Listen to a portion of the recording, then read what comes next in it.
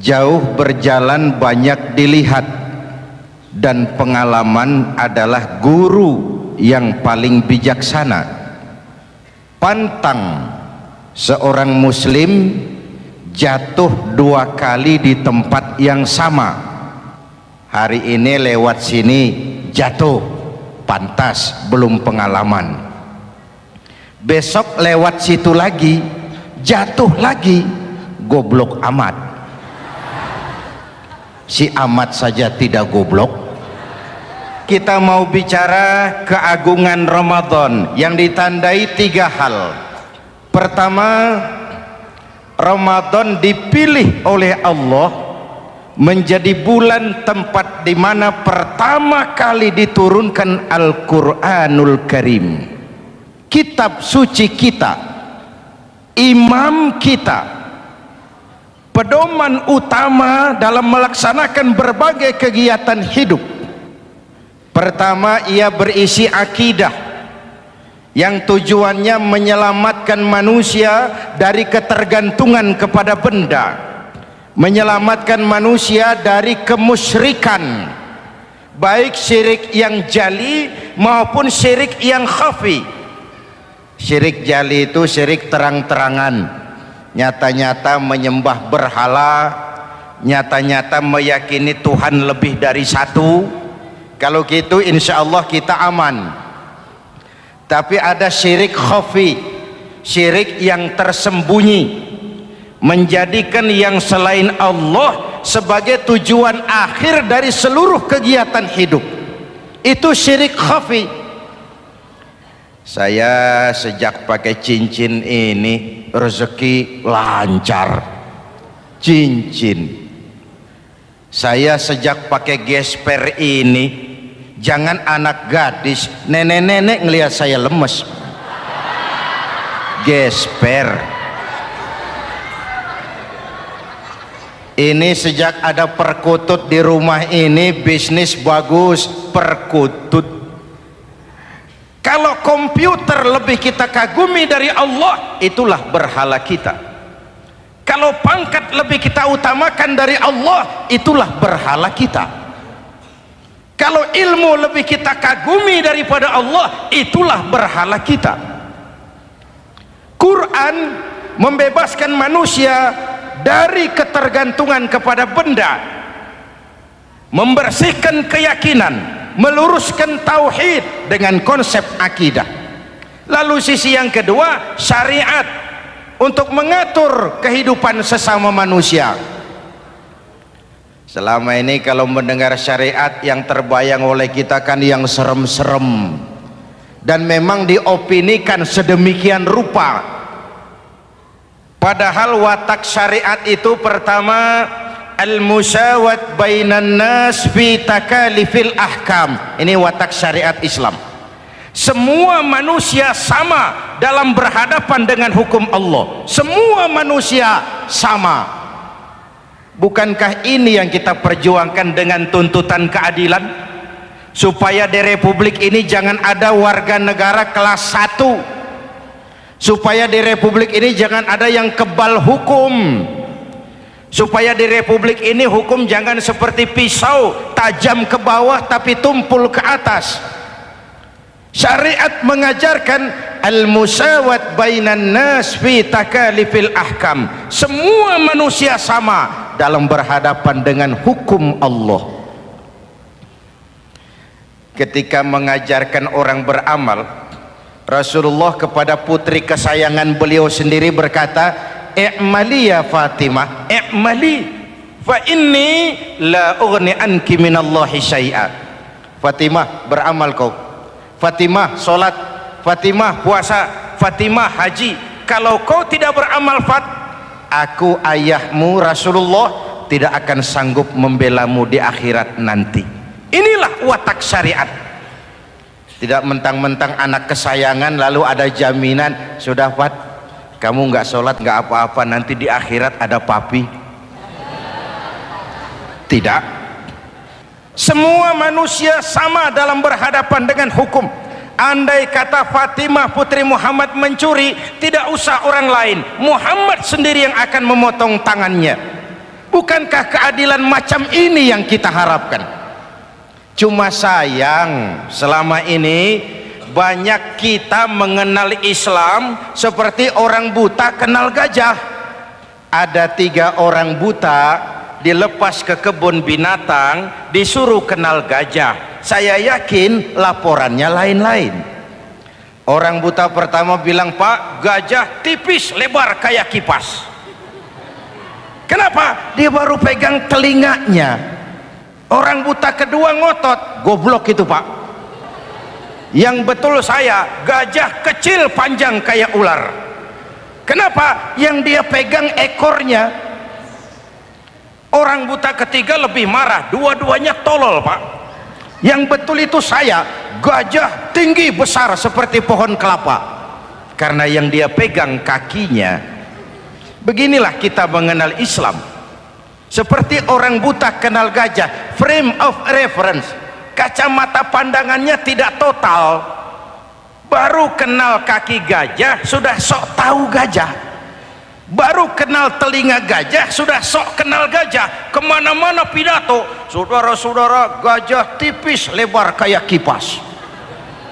Buat orang yang belum kenal gajah, dia menyesatkan. Buat orang yang sudah tahu gajah, senyum di kolom, "Oh, kau baru kenal kupingnya kok." Begitulah kadang-kadang kita baca Quran ayatnya yang keras, kesannya Islam itu sangar, Islam itu sadis, Islam itu perang. Di sisi lain ada yang adem, sejuk, lalu lahir generasi feminim. Buat saya yang terpenting semua kita perlu. Rasul mengajarkan, "La takun ratban fatuksara wala yabisan fatuksara." Jangan lemah, nanti kau diinjak orang, tapi jangan keras, nanti kau dipatahkan orang. Hadirin yang saya hormati, lalu syariat juga punya at-tadrij fit tasri', tahapan dalam melaksanakan syariat. Oleh karena itu Ramadan yang keagungannya ditandai dengan turunnya Al-Quran harus jadi momentum kembalinya kita kepada Al-Quran. Quran itu imam, kita ini makmum. Saya mau tanya, imam ikut makmum apa makmum ikut imam? Makmum ikut imam apa imam ikut makmum? Makmum ikut imam. Kalau Quran imam dan kita makmum, kita ikut Quran, jangan Quran diminta ikut kita. Imam ruku, kita ruku, imam sujud, kita sujud, imam i'tidal, kita i'tidal. Ke barat kata Quran, ke barat kita berangkat, ke timur kata Quran, ke timur kita menuju. Halal kata Quran, ambil, haram menurut Quran, tinggalkan. Kalau dia imam dan kita adalah makmum, mari berimam kepada Al-Quranul Karim. Yang kedua, keagungan Ramadan ditandai dengan perintah melaksanakan ibadah puasa. Para ulama menyebut puasa itu ibadah sirriyah, ibadah rahasia, ibadah abstrak, tidak ada unsur sugesti. Kalau kita sholat orang lihat, kita sedekah orang tahu, kita pergi haji satu kampung nganter, kita puasa cuma kita dan Allah. Pura-pura sholat ketahuan, Pak. Pura-pura sedekah nggak bisa dong, apa yang disedekahin. Pura-pura haji kemana perginya? Tapi pura-pura puasa gampang. Keluar rumah bibir lap yang kering, jalan lemesin dikit, ada angin miring, lemes amat puasa. Sirriyah, abstrak. Ibadah lain bisa dinilai, wah itu teman kita sodakohnya berani ya. Kok tahu kamu? Kelihatan dari jumlahnya. Itu sholatnya khusyuk ya. Kok ngerti kamu? Kelihatan dari geraknya. Tetangga sebelah itu rasa-rasanya hajinya mabrur ya. Kok ngerti kamu? Kelihatan dari tingkah lakunya setelah pulang haji. Kalau yang sebelah lagi itu haji tomat. Di Mekah tobat sampai kampung kumat. Ibadah lain kelihatan bisa dinilai, tapi puasa tidak bisa dinilai. Belum pernah saya dengar orang bilang, teman kita puasanya mantap betul ya. Kok tahu kamu? Beludah terus. Nggak ada hubungannya.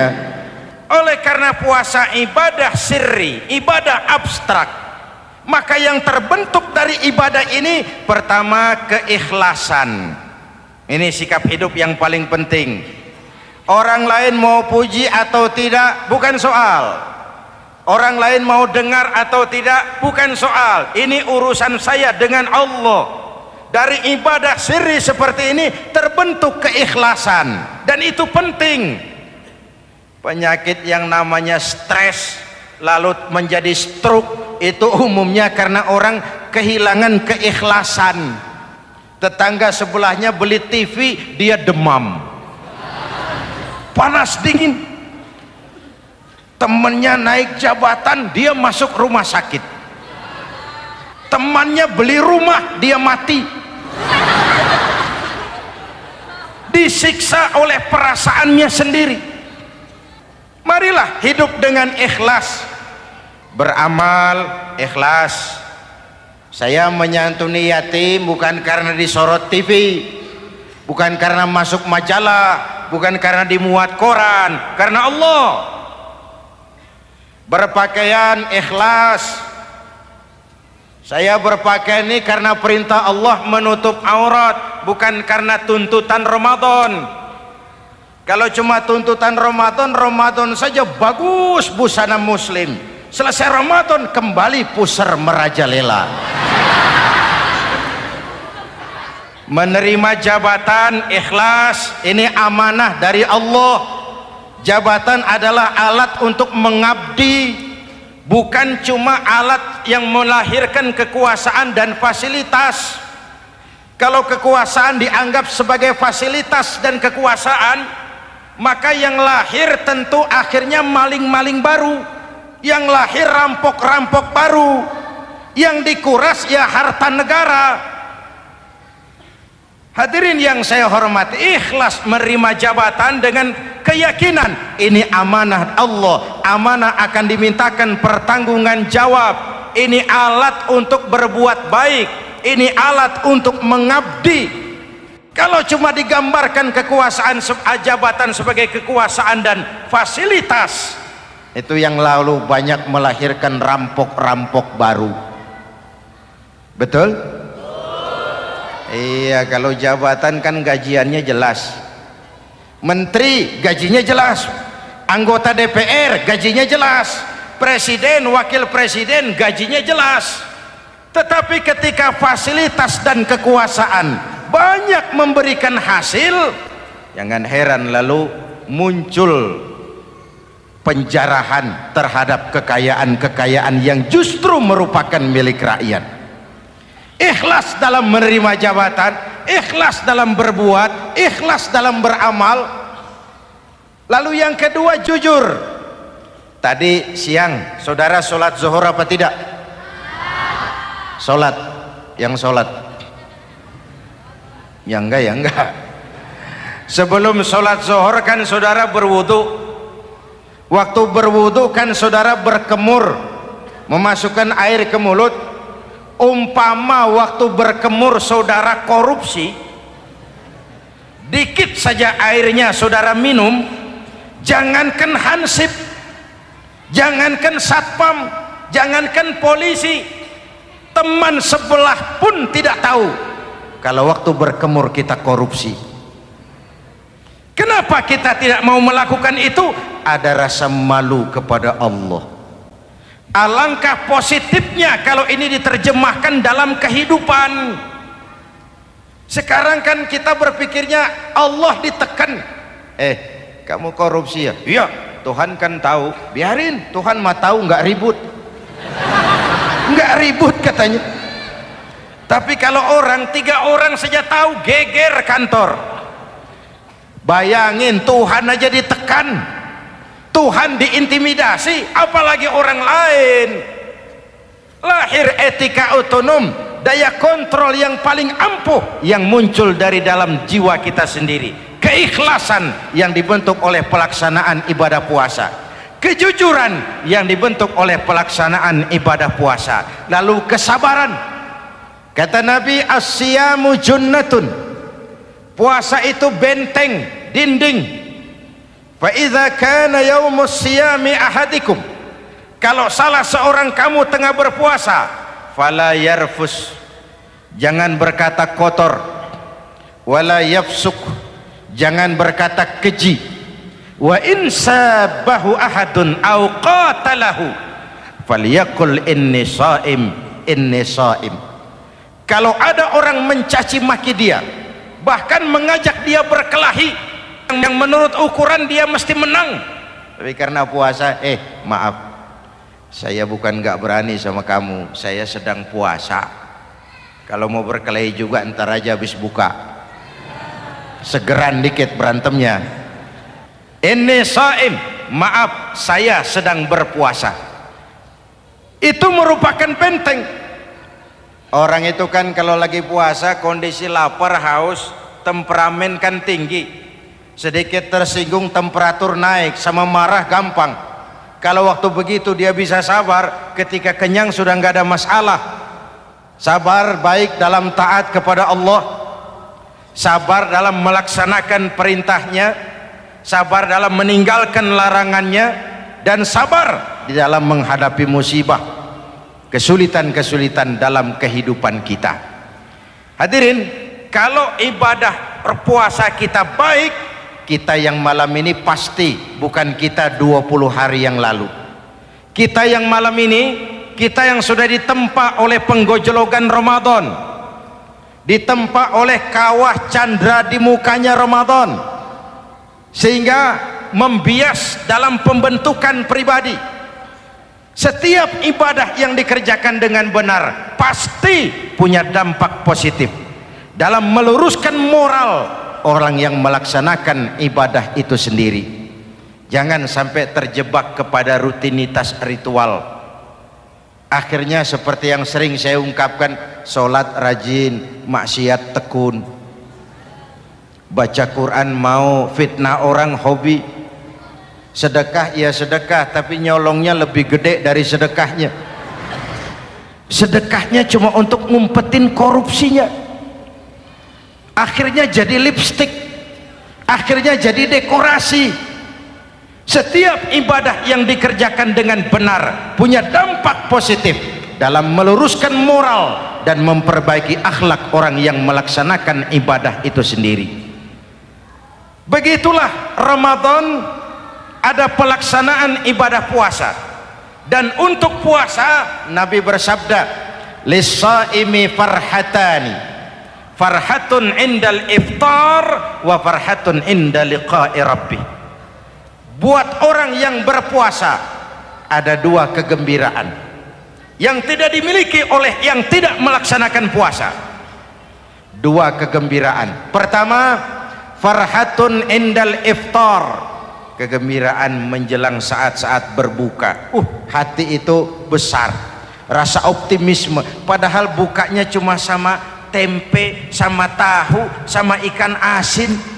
Tapi entah makin dekat maghrib hati makin berbunga, ada kebahagiaan yang tidak bisa diceritakan. Allahumma lakasumtu, ya Allah hari ini saya laksanakan perintahmu, saya lawan rasa nafsu, saya tempuh lapar, haus, saya tunaikan semua ini. Itu kegembiraan yang puasa. Yang kedua, wa farhatun inda liqa'i rabbih, kegembiraan kedua nanti di akhirat pada saat bertemu dengan Allah Subhanahu wa ta'ala. Masuk surga nikmat, bertemu Allah jauh lebih nikmat.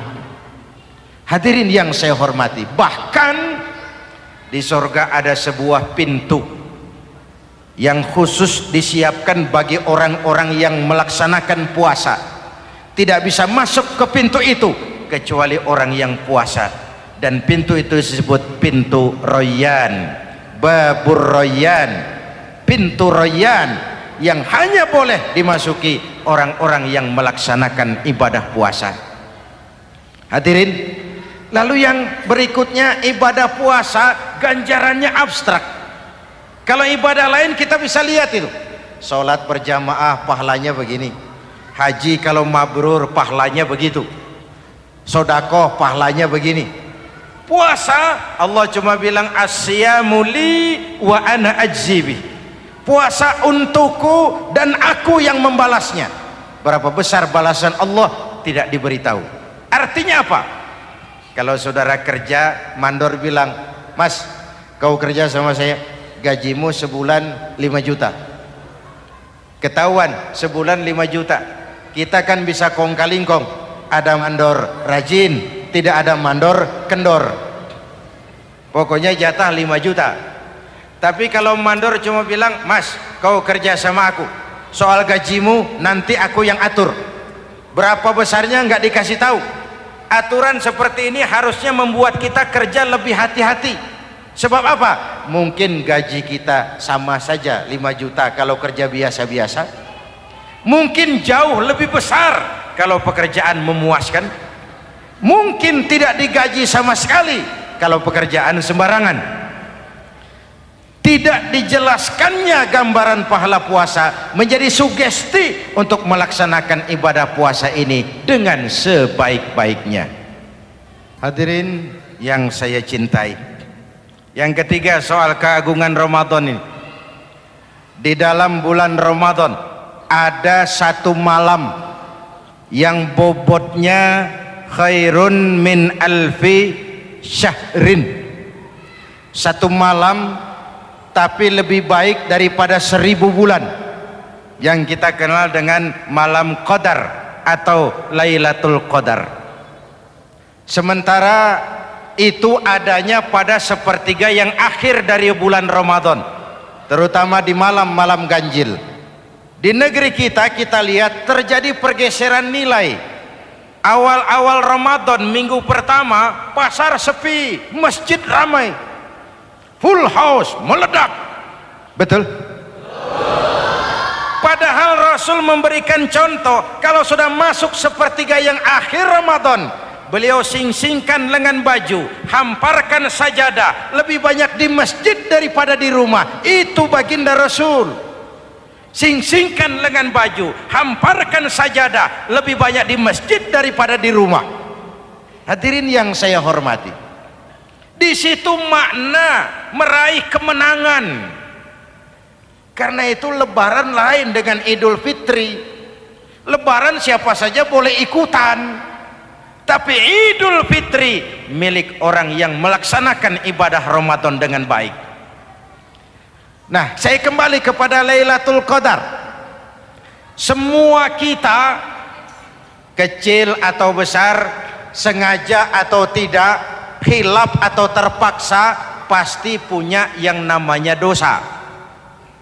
Di sini semua yang hadir nih, include saya, apa ada yang tidak punya dosa? Ayo, jujur. Apa ada di antara kita di sini yang nggak punya salah? Apa ada yang nggak punya dosa?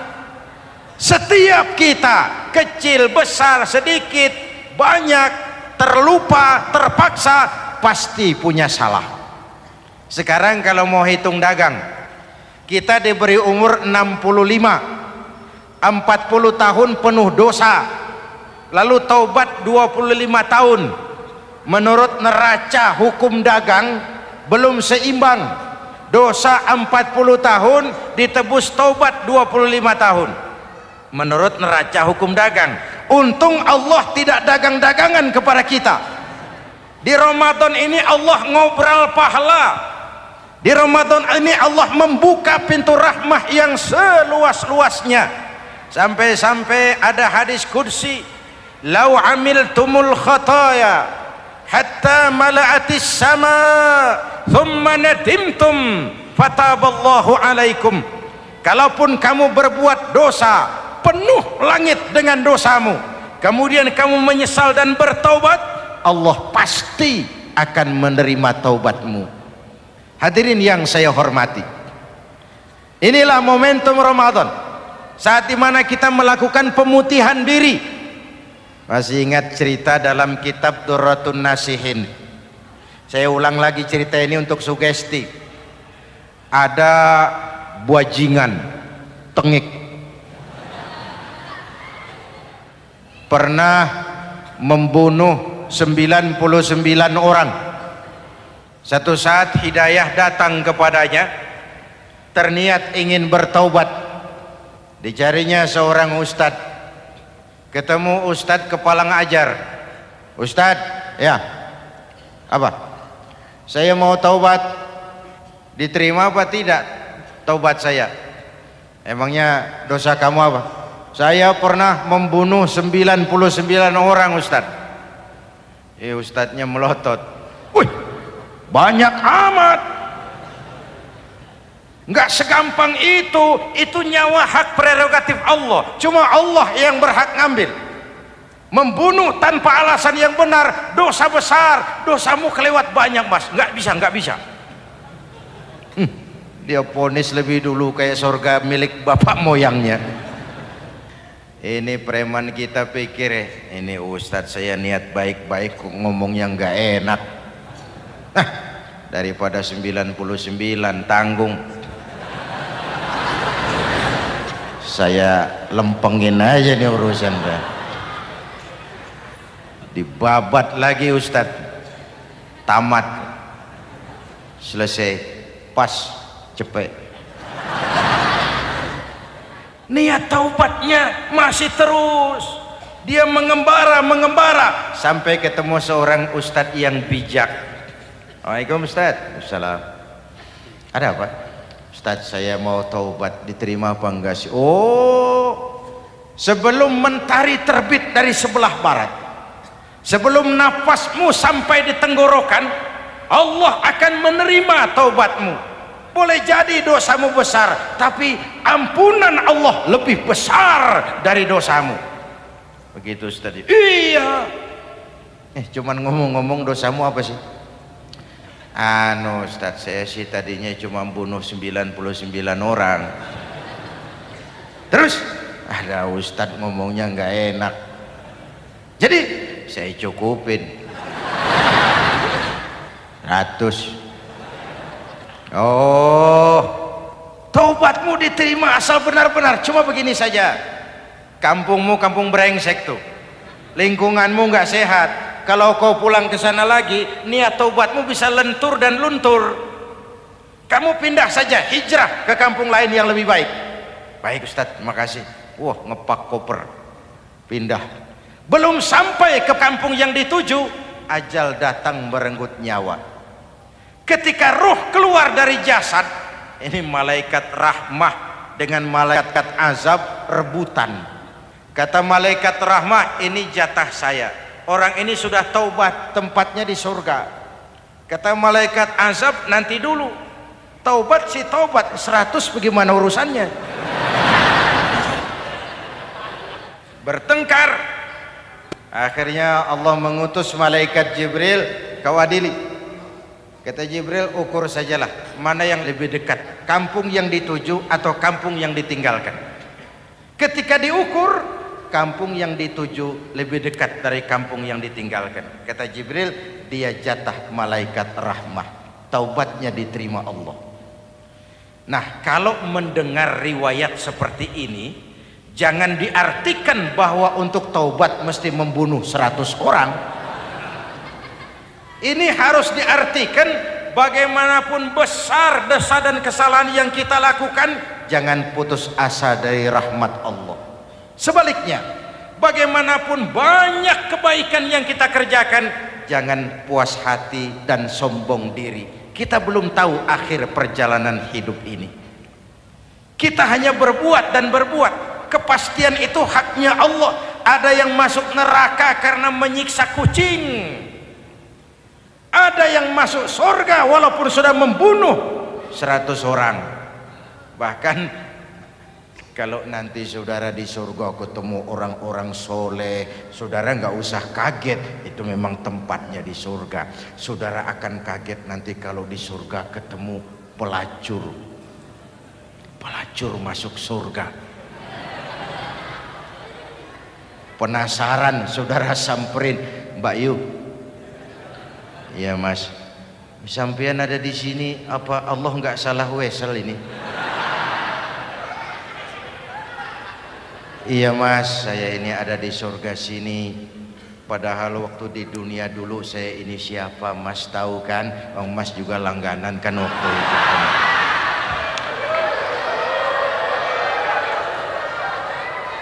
Tapi terus terang saja mas, waktu di dunia itu saya terpaksa betul. Sejak lahir saya sudah yatim piatu. Sejak kecil sudah yatim piatu. Ada tetangga saya muslim sedikit kaya, tapi pelitnya 17 setan. Akhirnya demi tuntutan perut saya merantau ke kota besar. Ada yang nolong, katanya kerjanya ringan, uangnya lumayan. Apa? Yaitu demi sesuap nasi saya lakoni. Satu malam saya lagi berangkat dagang, lewat masjid Baitul Ihsan, ada ceramah. Saya dengar dari jauh ustadznya pidato, katanya Allah berpesan, "Lau amiltumul khataya hatta mala'atis sama thumma nadimtum fataballahu alaikum." Kalaupun kamu berbuat dosa, penuh langit dengan dosamu, lalu kau menyesal dan bertaubat, Allah pasti akan menerima taubatmu. Mendengar hadis itu mas, berlinang air mata saya. Terbayang dosa-dosa yang pernah saya lakukan. Terbayang orang-orang yang pernah menanamkan modal asing.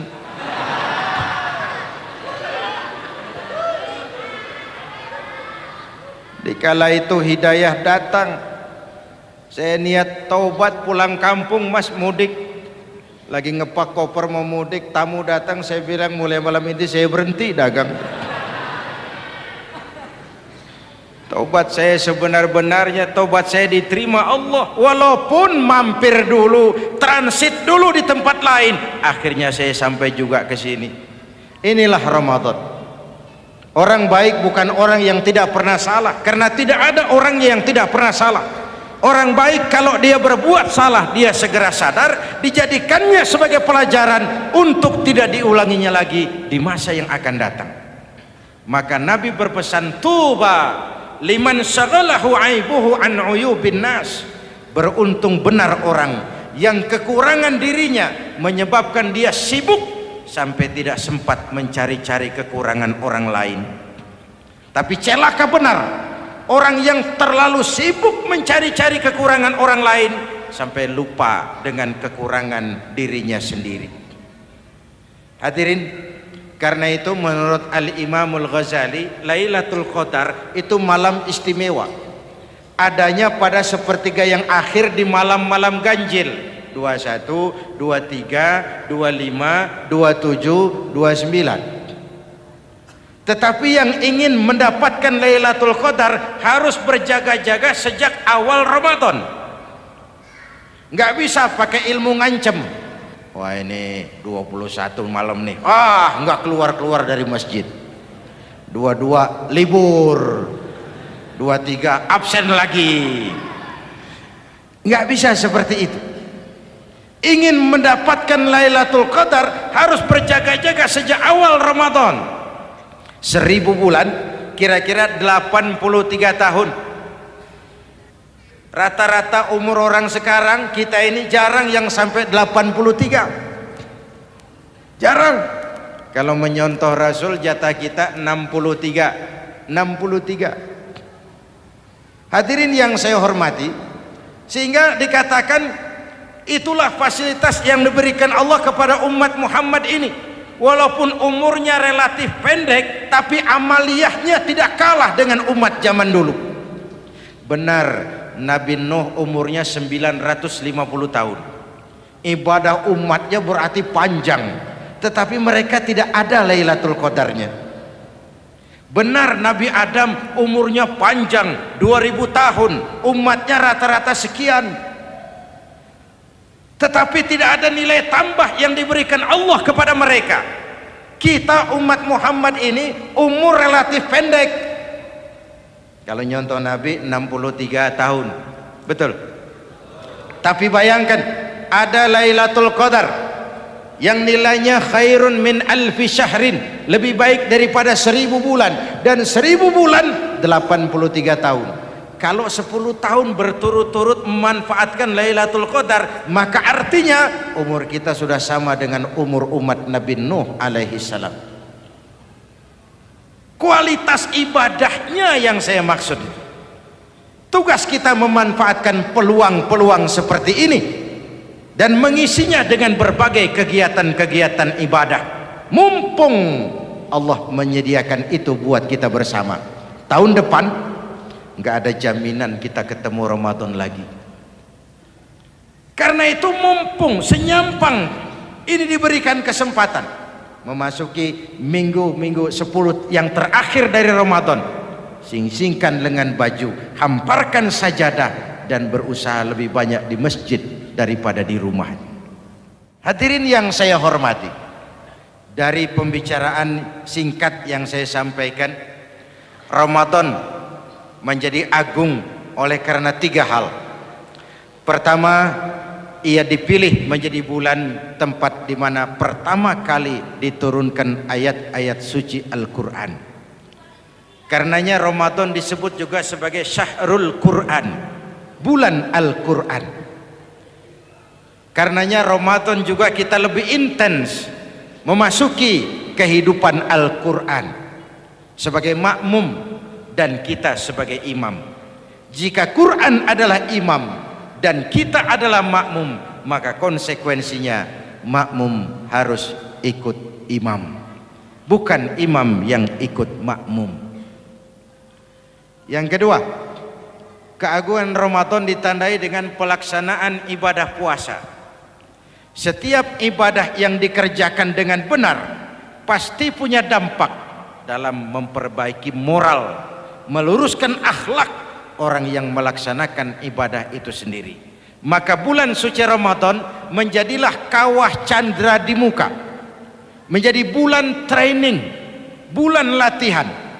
Saya sering ibaratkan, Mike Tyson masuk latihan, keluar latihan, tindunya makin hebat. Hewitt masuk latihan, keluar latihan, tenisnya makin canggih. Zinedine Zidane masuk latihan, keluar latihan, sepak bolanya makin hebat. Kalau latihan tiap hari, main kalah terus, orang kan ngomong, buat apa latihan? Kita sebulan penuh latihan supaya bulan-bulan sesudah Ramadan nanti kita jangan sampai kalah dalam permainan hidup ini. Hidup ini kan permainan.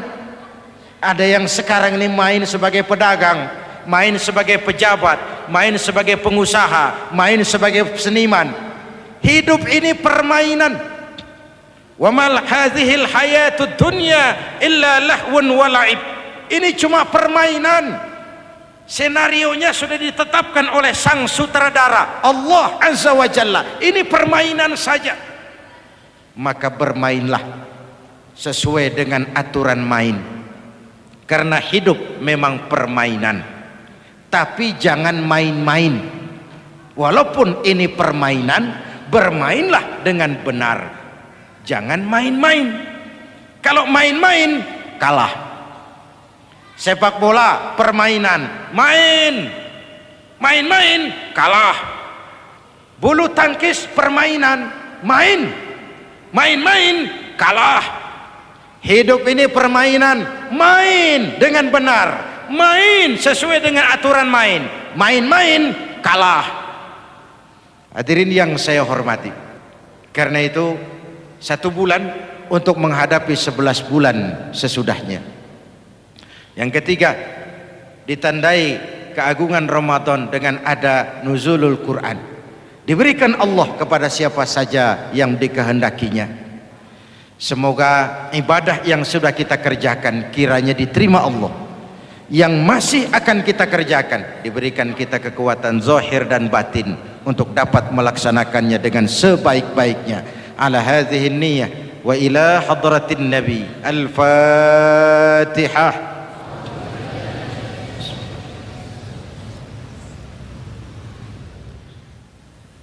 Bismillahirrahmanirrahim. Alhamdulillahi Rabbil Alamin. Allahumma salli wa sallim mubarak ala Sayyidina Muhammadin wa ala alihi wa sahbihi ajma'in.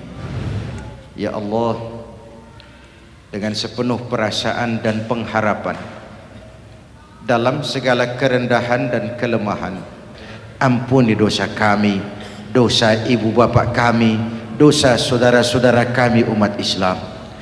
Kalau selama ini lebih banyak lalai kami dari ingat kami, lebih banyak keluhan kami dari syukur kami, lebih banyak marah kami dari sabar kami, tunjuki kami jalan-Mu yang lurus, yang apabila kami berpijak di atasnya, tidaklah kami akan tersesat buat selamanya.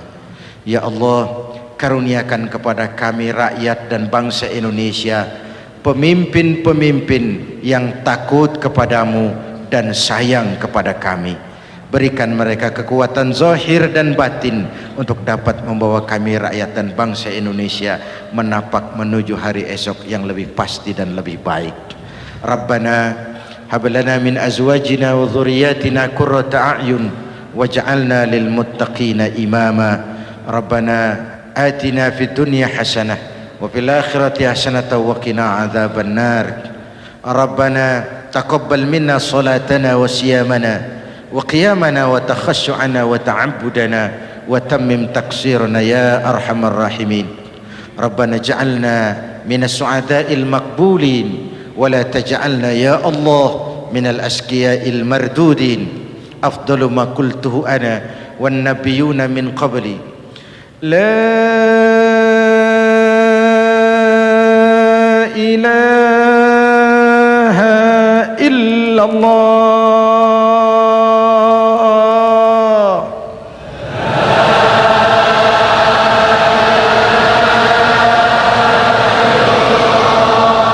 La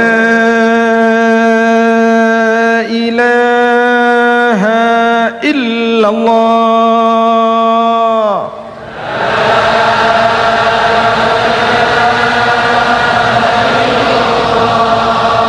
Muhammadur Rasulullah.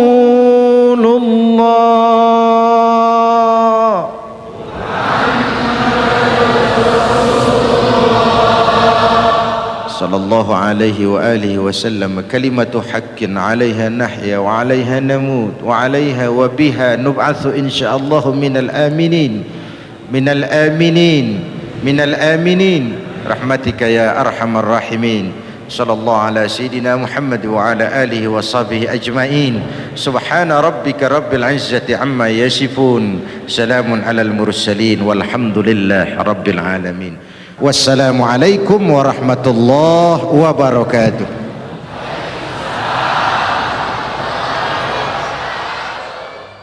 Ya Sayyidi ya Rasulullah,